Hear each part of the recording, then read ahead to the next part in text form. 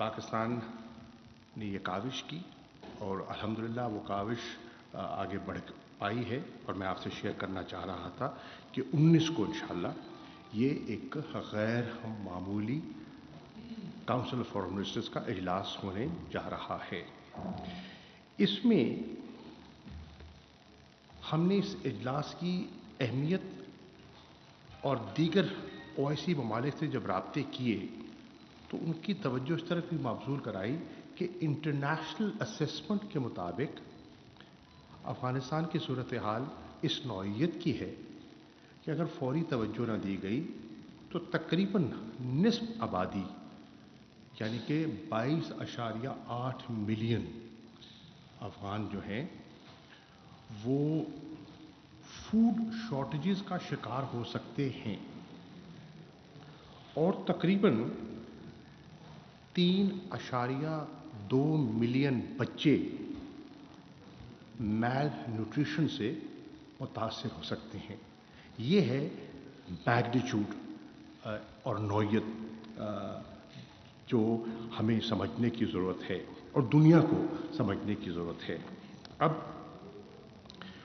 ये भी आपके इल्म में मैं आपकी खिदमत में पेश करना चाहता हूँ कि इस नौइयत का ओआईसी का काउंसिल ऑफ फॉरेन मिनिस्टर्स का इजलास 41 सालों के बाद मुनक़िद हो रहा है अफ़गानिस्तान की सूरत हाल पर।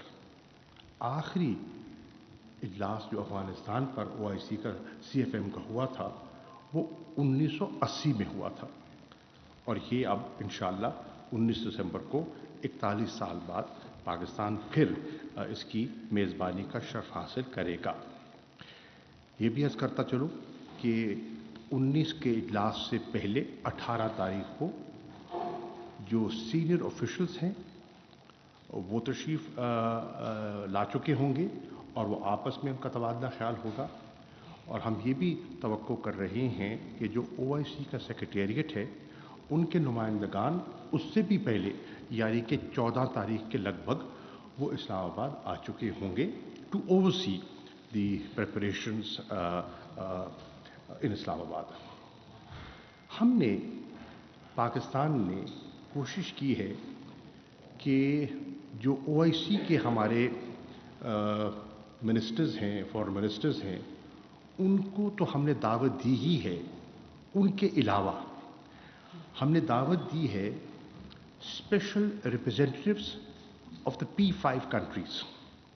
अब P5 में आप जानते हैं उसमें अमेरिका भी है, उसमें चीन भी है, उसमें रूस भी है, उसमें फ्रांस भी है और उसमें बरतानिया भी है। हमने दावत दी है जो कि यूरोपियन यूनियन के खारजा अमूर को देखते हैं, high representative and the vice president of the European union, उनको दावत दी है। हम दावत दे रहे हैं यूएन एजेंसीज़ को, रेलेवेंट यूएन एजेंसीज़ को जो इस सारे मामले में हमारी मावन और मददगार हो सकती हैं। हम दावत दे रहे हैं वर्ल्ड बैंक के नुमाइंदे को भी और हम कुछ और अहम ममालिक जो कि ख़ित्ते में नहीं आते या इस्लामिक वर्ल्ड में नहीं आते लेकिन उनकी बड़ी अहमियत है, उनको भी दावत दे रहे हैं। मिसाल के तौर पर जर्मनी है, मिसाल के तौर पर जापान है, कनाडा है, ऑस्ट्रेलिया है। ये अहम ममालिक हैं लेकिन उस कैटेगरी में नहीं आते, पर हम समझते हैं कि उनकी अहमियत से, उनकी मौजूदगी से इंटरनेशनल कंसेंसस पैदा करने में आसानी होगी। यहाँ हमारी ये ख्वाहिश भी है, हम कोशिश कर रहे हैं कि जब ये नुमाइंदा इजलास ओआईसी का और दीगर फोरम्स का इस्लामाबाद में मुनक़िद हो, हम दावत दें एक हाई लेवल डेलीगेशन को फ्रॉम अफ़गानिस्तान कि वो भी आएँ और इंगेज करें। न सिर्फ इंगेज करें बल्कि आकर वहाँ की जो ग्राउंड सिचुएशन है वो शेयर करें दीगर ममालिक के साथ اور جو اپنی کنسرنز ہیں وہ اس پر تبادلہ خیال کریں. ہم چاہتے ہیں کہ وہ بنفس نفیس جو انٹرنیشنل کمیونٹی اور دیگر ممالک وہاں تشریف فرما ہوں گے وہ خود ان سے سوال جواب بھی کر سکیں اور ان سے براہ راست ان کی اسیسمنٹ بھی سن سکیں. ہماری نظر میں وہ بھی مددگار ثابت ہو سکتی ہے. یہ بھی عرض کرتا چلوں کہ یہ آئیڈیا ایمرج ہوا جب وزیر اعظم عمران خان صاحب کو دعوت دی گئی تھی سعودی عرب میں. کراؤن پرنس محمد بن سلمان نے جو سعودی عربیہ کا گرین انیشیٹو انہوں نے جس کا انعقاد کیا تھا ریاض میں، تو وہاں سائیڈ لائنز پہ کراؤن پرنس سے وزیر اعظم کی ملاقات ہوئی اور اس ملاقات میں جہاں دیگر امور زیر بحث آئے وہاں افغانستان کی صورتحال پر تبادلہ خیال کیا گیا.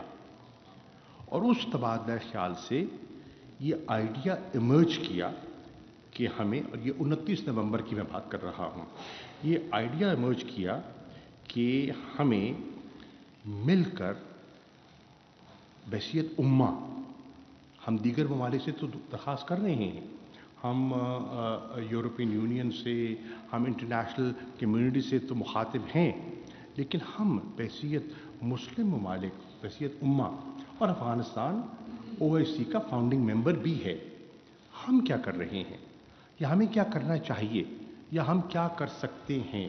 تو ان ڈسکشن سے اس آئیڈیا نے جنم لیا اور اللہ کے فضل کرم سے وہ اب ایک حتمی شکل اختیار کرتا چلا جا رہا ہے. آپ کے علم میں ہے کہ سعودی عربیہ OIC کی جو سمٹ ہے اس کو چیئر کر رہا ہے، تو ان کا آن بورڈ ہونا بہت ضروری تھا اور ہم ان کے شکر گزار ہیں کہ انہوں نے پیشکش بھی کی. نہ صرف آن بورڈ آئے بلکہ میں خاص طور پر کراؤن پرنس فیصل کا جو ان کے وزیر خارجہ ہیں پرنس فیصل، ان کا خاص طور پر شکریہ ادا کرنا چاہوں گا جنہوں نے ذاتی دلچسپی لی اس سارے معاملے کی نگرانی میں، اس کو سٹیئر کرنے میں اور GCC کے اندر ایک اتفاق رائے پیدا کرنے میں، کنسنسس بلڈ کرنے میں میں ان کا خاص شکریہ ادا کرنا چاہتا ہوں. ہم سب اس نتیجے پہ پہنچے کہ ان حالات میں جو جنم لے رہے ہیں افغانستان کو ابینڈن کرنا ایک تاریخی غلطی ہوگی اور ہمیں تاریخ سے سبق سیکھنا چاہیے اور غلطی کو نہیں دہرانا چاہیے جو پہلے دہرائی ایک دفعہ ہو چکی ہے. اگر بروقت توجہ نہیں دی جاتی تو ایک نیا کرائسس جنم لے سکتا ہے اور اس کرائسس سے افغانستان میں انسٹیبلٹی آئے گی، عدم استحکام کی کیفیت پیدا ہوگی. وہ عدم استحکام جو ہے وہ جنم دے سکتا ہے ایک رینیوڈ کانفلکٹ کو، اور خدا نخواستہ وہاں ایک دوبارہ کانفلکٹ شروع ہوتا ہے تو اس کا امپیکٹ آئے گا اور وہ ٹریگر کرے گا، وہ جنم دے گا ایک نئے میس ایکسڈس آف ریفیوجیز کو. آپ کے علم میں ہے پہلے بھی آپ تقریباً 3 ملین کے قریب افغان ریفیوجیز کی میزبانی کر رہے ہیں اور مزید اگر کوئی پریشر آتا ہے تو ہمارے ریسورسز ہمیں اجازت نہیں دیتے کہ ہم اس کو ہینڈل کر سکیں. تو وہ بھی تشویش ہمارے ذہن میں ہے اور صرف ہمارے ذہن میں نہیں ہے، ایران بھی فکر مند ہے، تاجکستان بھی فکر مند ہے، جتنے ممالک جن کے بارڈر لگتے ہیں افغانستان کے ساتھ ان کو یہ تشویش ہے. میں یہ بھی عرض کرتا چلوں کہ انشاءاللہ 7 تاریخ کو میں مل رہا ہوں برسلز میں یورپین یونین کے ہائی ریپرزینٹیٹو سے اور یورپین پارلیمنٹ کے ممبران سے. ان سے بھی تبادلہ خیال ہوگا افغانستان کی صورتحال پر اور کوشش کروں گا کہ ان کو بھی سینسٹائز کروں کہ صورتحال ہے کیا اور انہیں اپنا کردار کس طرح ادا کرنا چاہیے۔ میں یہ بھی کہتا چلوں کہ جب 15 اگست کے بعد جب انخلا وڈرال ہوا اور وڈرال کے بعد جب ایک انٹرم سیٹ اپ نے وہاں طالبان کی حکومت مارد وجود میں آئی تو آپ نے دیکھا کہ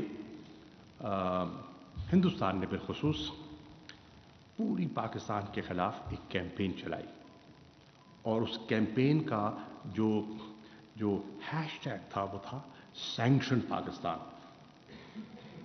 ساری ذمہ داری، سارا ملبہ وہ پاکستان پہ ڈالنا چاہتے تھے۔ اللہ کے فضل و کرم سے پاکستان نے اپنی حکمت عملی سے، اپنی سفارتکاری سے ایسا نہیں ہونے دیا اور ہندوستان کو ان کے عزائم میں شکست ہوئی۔ اس کے ساتھ ساتھ میں یہ بھی مجھے کہتے ہوئے اطمینان محسوس ہو رہا ہے کہ پاکستان اپنی ڈپلومیٹک آؤٹ ریچ کی وجہ سے، اپنی سفارتکاری کی وجہ سے انٹرنیشنل کمیونٹی کو بالعموم قائل کر چکا ہے کہ انگیجمنٹ سب کے مفاد میں ہے۔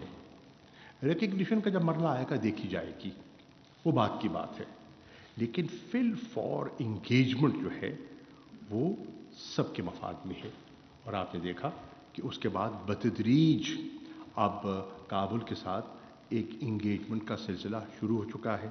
بہت سے وفود وہاں جا چکے ہیں، بہت سے وزرائے خارجہ وہاں جا چکے ہیں، اور دوحہ میں بھی ایک گفت و شنید اور ایک بیٹھک ہوئی ہے اور بات آگے چل پڑی ہے۔ ہم نے یہ بھی کوشش کی کہ ہم اپنی ڈپلومیٹک آؤٹ ریچ بڑھائیں، اور اس کے لیے میں نے فوری طور پر 15 اگست کے بعد جو پڑوسی ممالک ہیں 4 ملکوں کا فوری دورہ کیا، جس میں تاجکستان ہے، ازبکستان ہے، ترکمنستان ہے اور ایران ہے۔ ان دوروں سے چین کے ساتھ مسلسل رابطہ تھا۔ ان رابطوں کی نتیجے میں ہم ایک plate form of the neighbours, of the 6 neighbours of Afghanistan بنانے میں کامیاب ہوئے۔ اور یہ پلیٹ فارم بنانے کا جو بنیادی مقصد تھا اور ہے کہ ہم جتنے ہمسائے ہیں افغانستان کے، ہماری آپس میں مشاورت بھی ہو کہ ہمارے کنسرنز کیا ہیں، اور اگر حالات بہتر ہو سکتے ہیں اور امن آتا ہے تو ہمارے لیے اپرچونٹیز کیا ہیں، سو دیٹ ہم جتنے نیبرز ہیں ہماری ایک کوآرڈینیٹڈ اپروچ ہو آن افغانستان۔ اور الحمدللہ اس میں بھی ہمیں اچھی پیش رفت ہوئی۔